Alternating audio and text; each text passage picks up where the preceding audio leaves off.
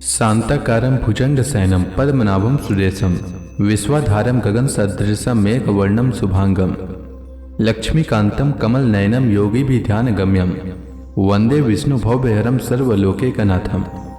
मंगलम भगवान विष्णु मंगलम गरुड़ध्वज मंगलम पुंडरीकाक्ष मंगलाय तनोहरि। ओम नमो भगवते वासुदेवाय। आज का दिन आप सभी के लिए मंगलमय हो। आइए सुनते हैं अधिक मास कथा का अध्याय 20। सूत जी बोले, हे विप्रो, नारायण के मुख से राजा दृढ़धन्वा के पूर्व जन्म का वृतांत श्रवण कर अत्यंत तृप्ति न होने के कारण नारद मुनि ने श्री नारायण से पूछा। नारद जी बोले, हे तपोधन, महाराज दृढ़धन्वा ने मुनि श्रेष्ठ वाल्मीकि जी से क्या कहा, सो विस्तार सहित मुझसे कहिए। नारायण बोले, हे नारद, सुनिए। राजा दृढ़धन्वा ने महाप्राज्ञ मुनि श्रेष्ठ वाल्मीकि मुनि की प्रार्थना कर जो कुछ कहा सो मैं कहूंगा। दृढ़धन्वा बोला, मोक्ष की इच्छा करने वाले लोगों से पुरुषोत्तम मांस का सेवन किस प्रकार किया जाए, क्या दान किया जाए और इसकी विधि क्या है, यह सब संपूर्ण लोक के कल्याण के लिए मुझसे कहें, क्योंकि आपके जैसे महात्मा संसार के हित के लिए ही पृथ्वी पर भ्रमण करते हैं। यह पुरुषोत्तम मास स्वयं साक्षात पुरुषोत्तम भगवान है। उस पुरुषोत्तम मास के सेवन से महान पुण्य होता है। यह बात मैंने आपके मुख से भली भांति सुनी है। मैंने पूर्व जन्म में सुदेव नामक ब्राह्मण श्रेष्ठ होकर विधि से पुरुषोत्तम मास का सेवन किया, जिसके प्रताप से मेरा मृत पुत्र उठ खड़ा हो गया। हे ब्राह्मण, पुत्र शोक के कारण निरंतर निराहारी मेरा यह पुरुषोत्तम मास बिना जाने ही बीत गया। अज्ञान से हुए पुरुषोत्तम मास का ऐसा फल हुआ कि मृत्यु को प्राप्त भी सुखदेव उठ खड़ा हो गया। हरि भगवान के कहने पर इस अद्भुत पुरुषोत्तम मास का सेवन किया। हे तपोधन, मुझे इस जन्म में वह सब विस्मृत हो गया है। इसलिए इस पुरुषोत्तम मास का पूजन विधान विस्तार पूर्वक मुझसे फिर कहिए। वाल्मीकि जी बोले, ब्रह्म मुहूर्त में उठकर पर ब्रह्म का चिंतन करें। उसके बाद बड़े पात्र में जल लेकर नैऋत्य दिशा में जाएं। पुरुषोत्तम मास को सेवन करने वाला शौच के लिए ग्राम से बहुत दूर जाए। दिन में तथा संध्या में कान पर जनेऊ को रखकर और उत्तर मुख होकर पृथ्वी को तृण से आच्छादित कर वस्त्र से सिर बांधकर और मुख को बंद कर अर्थात मौन होकर रहें, न थूकें और न श्वास लें। इस तरह मलमूत्र का त्याग करें और यदि रात्रि हो तो दक्षिण मुख होकर मलमूत्र का त्याग करें। शुद्ध मिट्टी को लें। आलस्य छोड़कर दुर्गंध दूर करने के लिए मृत्तिका से शुद्धि करें। लिंग में 1 बार, गुदा में 5 बार, बाएं हाथ में 3 बार, दोनों हाथों में 10 बार मिट्टी लगावें। दोनों पैरों में 14 बार लगावें। यह गृहस्थाश्रमी का शौच कहा है। इस तरह शौच कर मिट्टी और जल से पैर और हाथ धोकर दूसरा कार्य करें। तीर्थ में शौच न करें। तीर्थ से जल निकालकर शौच करें। 2 हाथ जल वाले गढ़ई को छोड़कर यदि अनुद्रित जल में अर्थात तीर्थ में शौच करें तो बाद तीर्थ की शुद्धि करें, अन्यथा तीर्थ अशुद्ध हो जाता है। इस प्रकार पुरुषोत्तम का उत्तम व्रत करने वाला शौच करे। तदंतर 16 कुल्ला अथवा 12 कुल्ला करे। मूत्र का त्याग करने के बाद 8 अथवा 4 कुल्ला गृहस्थ करे। उठकर प्रथम नेत्रों को धो डाले, दातुन ले आवे और इस मंत्र को अच्छी तरह कहकर दंत धावन करे। हे वनस्पति, आयु, बल, यश, वर्च, प्रजा, पशु, वसु, ब्रह्म ज्ञान और मेधा को मेरे लिए दो।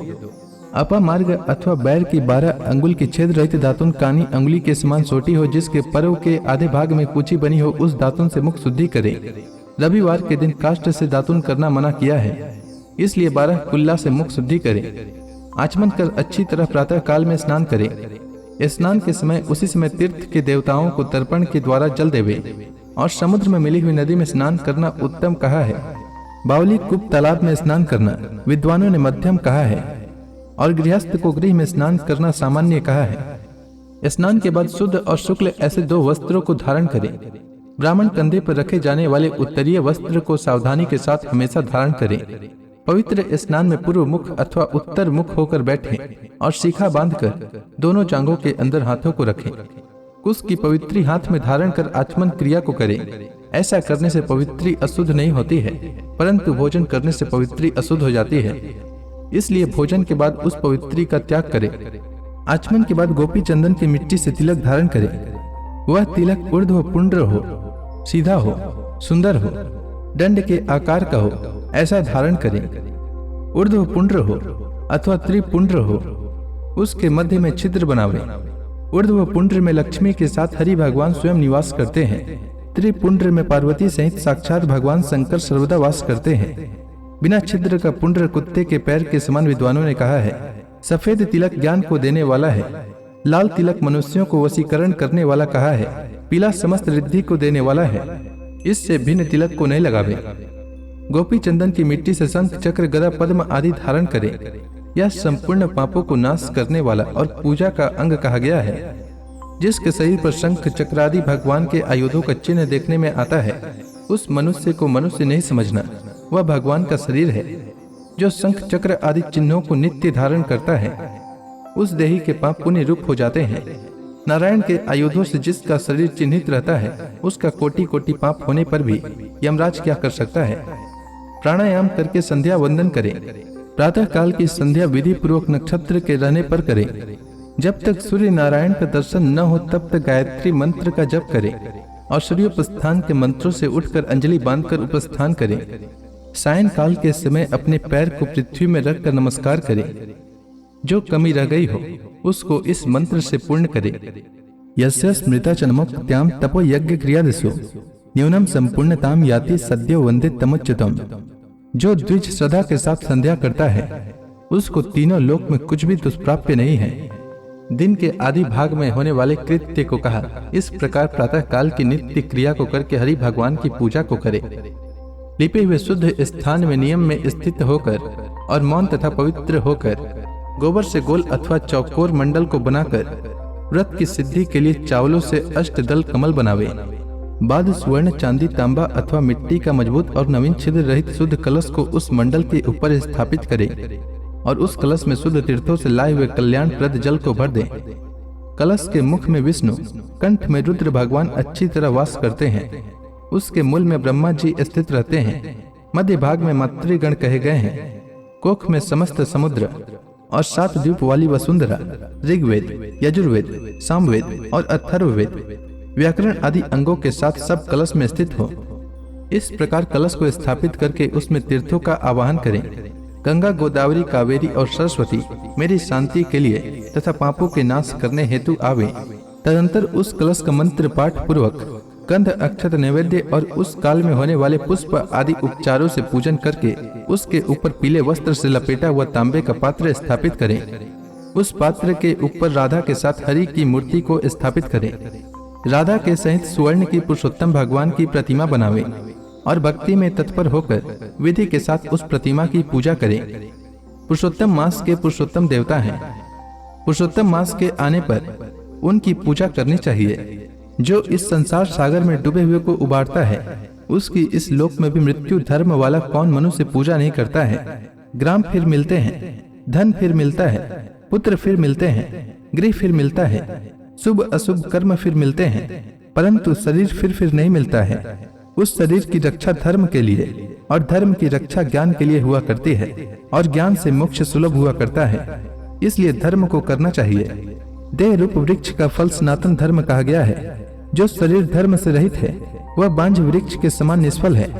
सहायता के लिए न माता कही गई है, न स्त्री पुत्र आदि कहे गए हैं, तथा न पिता, न सहोदर भाई, न धन कहे गए हैं। केवल धर्म ही उसका प्रधान कारण कहा गया है। वृद्धावस्था सिंहनी के समान भय देने वाली है और रोग शत्रु के समान पीड़ा देने वाले हैं। फूटे हुए बर्तन से जल गिरने के समान आयु प्रतिदिन क्षीण होती रहती है। जल के तरंग के समान चंचल लक्ष्मी, पुष्प के समान क्षण मात्र में मुरझाने वाली युवावस्था, स्वप्न के राज्य सुख के समान संसार की विषय सुख प्रवृत्ति सब निरर्थक है। धन चंचल है, चित्त चंचल है और संसार में होने वाला सुख चंचल है। ऐसा जानकर संसार से विरक्त होकर धर्म के साधन में तत्पर हुए। जैसे सर्प से आधा देह निगले जाने पर भी मेढक मक्खी को खाने की इच्छा करता ही रहता है, उसी प्रकार काल से ग्रसा हुआ जीव दूसरे को पीड़ा देने में तथा दूसरे का धन अपहरण करने में प्रेम करता है। मृत्यु से ग्रस्त आयु वाले पुरुष को क्या सुख हर्ष करता है। वध के लिए वध स्थान को पहुंचाए जाने वाले पशु के समान सब सुख व्यर्थ है। जब धर्म करने के लिए चित्त होता है तो उस समय धन का मिलना सुलभ नहीं होता है। जब धन होता है तो उस समय चित्त धर्म करने के लिए उत्सुक नहीं होता है। जब चित्त और धन दोनों होते हैं तो उस समय संपात्र नहीं मिलते हैं। इसलिए चित्त वित्त सत्पात्र इन तीनों का जिस समय संबंध हो जाए उसी समय बिना विचार किए ही जो धर्म करता है वही बुद्धिमान कहा गया है। अधिक धन के व्यय से होने वाले हजारों धर्म हैं। पुरुषोत्तम मास में थोड़े धन से महान धर्म होता है। स्नान दान और कथा में विष्णु भगवान का स्मरण करना, इतना भी उत्तम धर्म यदि किया जाए तो वह महान भय से रक्षा करता है। जिस प्रकार गंगा ही तीर्थ है, कामदेव ही धनुषधारी है, विद्या ही धन है और गुण ही रूप है, उसी तरह संपूर्ण महीनों में उत्तम पुरुषोत्तम मास साक्षात पुरुषोत्तम ही है। यद्यपि यह पुरुषोत्तम मास प्रथम समस्त कार्यों में तथा यज्ञों में अत्यंत निंद्य था, तो भी भगवान के प्रसाद से पृथ्वी में साक्षात भगवान के नाम से प्रसिद्ध हुआ। जिस प्रकार हाथी के पैर में सब प्राणियों के पैर लीन हो जाते हैं, उसी तरह समस्त धर्म और कला समस्त पुरुषोत्तम में विलीन हो जाते हैं। जिस प्रकार और नदियों की तुलना गंगा के समान नहीं की जा सकती, कल्प वृक्ष के समान अन्य समस्त वृक्ष नहीं कहे जा सकते, चिंतामणि के समान दूसरे रत्न पृथ्वी में नहीं हो सकते, कामधेनु के समान दूसरा गौ नहीं हो सकती, राजा के समान दूसरे पुरुष नहीं हो सकते, वेदों के समान समस्त शास्त्र नहीं होते, उसी प्रकार समस्त पुण्य काल इस पुरुषोत्तम मास के पुण्य काल के समान नहीं हो सकते। पुरुषोत्तम मास के देवता पुरुषोत्तम भगवान हैं, इसलिए भक्ति और श्रद्धा से पुरुषोत्तम भगवान की पूजा करनी चाहिए। शास्त्र को जानने वाला कुशल शुद्ध वैष्णव सत्यवादी और विप्र आचार्य को बुलाकर उसके द्वारा पुरुषोत्तम की पूजा करे। अंतःकरण में होने वाले मोह काम क्रोध लोभ मद मात्सर्य आदि रूप बड़ी बड़ी मछलियों से पूर्ण अत्यंत गंभीर वेग वाले इस संसार रूप सागर को पार करने की इच्छा करता है, वह इस भारतवर्ष में आदि देवता पुरुषोत्तम भगवान का अच्छी तरह पूजन करे। तो इसी के साथ यह अध्याय समाप्त हुआ। इसके आगे की कथा मैं कल के अध्याय में सुनाऊंगा। तब तक के लिए भगवान हरि का नाम लेते रहें। तो प्रेम से बोलिए भगवान विष्णु की जय, श्री कृष्ण भगवान की जय, समस्त देवी देवताओं की जय।